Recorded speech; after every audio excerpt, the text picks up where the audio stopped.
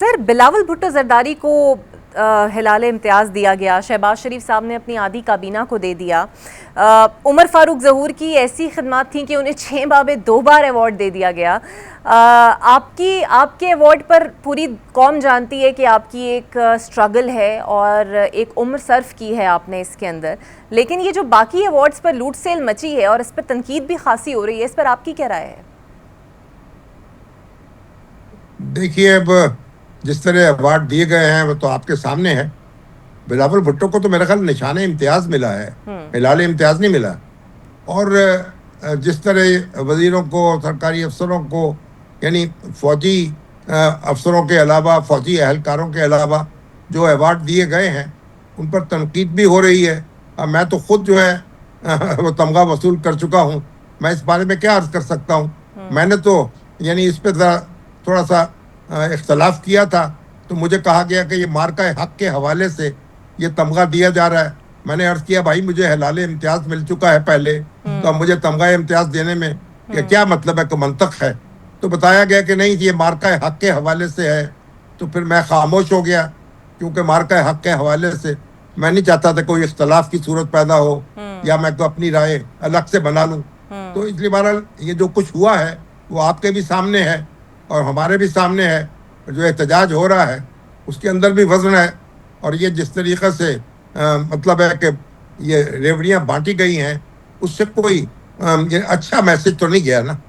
سر، اور اسی میسج کے بعد اور اسی تنقید کے بعد جو یوم پاکستان کے حوالے سے جو لسٹیں سامنے آ رہی ہیں، اس کے اندر بھی ایسے انعام ہیں جن کی سٹرگل کچھ زیادہ نہیں، اور عوام اس پہ بھی کہہ رہے ہیں کہ جناب ان کو بھی آپ دیے جا رہے ہیں، جو اصل ہیں انہیں اگنور کیا جا رہا ہے۔ تو یوم پاکستان بھی اب دور نہیں ہے۔ دیکھیے، وہ جو یوم پاکستان کے ایوارڈ ہیں اس کے لیے تو ایک کمیٹی بنتی ہے، صوبوں سے ریکمنڈیشنز ہوتی ہیں، پر ان کا جائزہ لیا جاتا ہے۔ تو میرا خیال اس وقت حسن اقبال صاحب اس کمیٹی کو چیئر کرتے ہیں، کچھ سوچ سمجھ کے وہ اقدامات کیے جاتے ہیں۔ مگر یہ جو دوسرے ایوارڈ ہیں میرا خیال یہ تو انتظامی طور پر دیے گئے ہیں۔ مگر بہرحال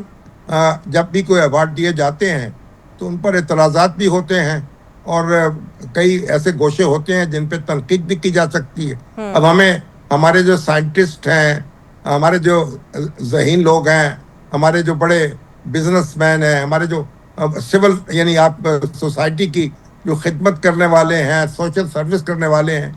ان کی طرف بھی توجہ کرنی چاہیے اور انہیں بھی اعزازات سے نوازا جانا چاہیے۔ تو بحیثیت مجموعی جو ہے ہم یہ نہیں کہہ سکتے کہ بھائی یعنی سب اعزازات کو تو ہم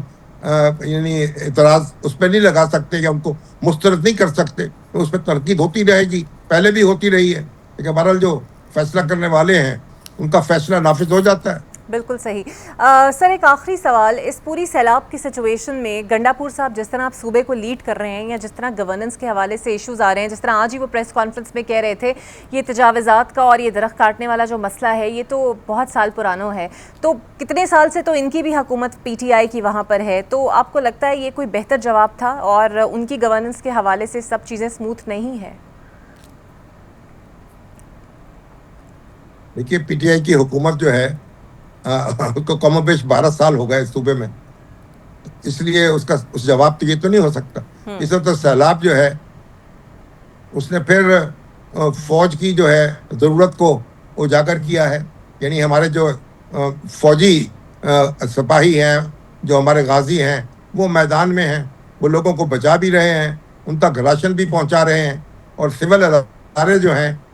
وہ ان کے ساتھ تعاون کر رہے ہیں، لیکن سول اداروں میں وہ اتنی سخت نہیں ہے کہ یہ سارا بوجھ اٹھا سکیں اور ریلیف فراہم کر سکیں۔ تو افواج پاکستان جو ہیں ان کو خدمت میں لگی ہوئی ہیں، اللہ تعالیٰ ان کو سلامت رکھے اور اس کی توفیق دے۔ اب اس وقت ہم اس کے علاوہ کیا کہہ سکتے ہیں، اس میں کوئی زیادہ تنقید کرنے کا کوئی محل نہیں ہے اس وقت۔ بالکل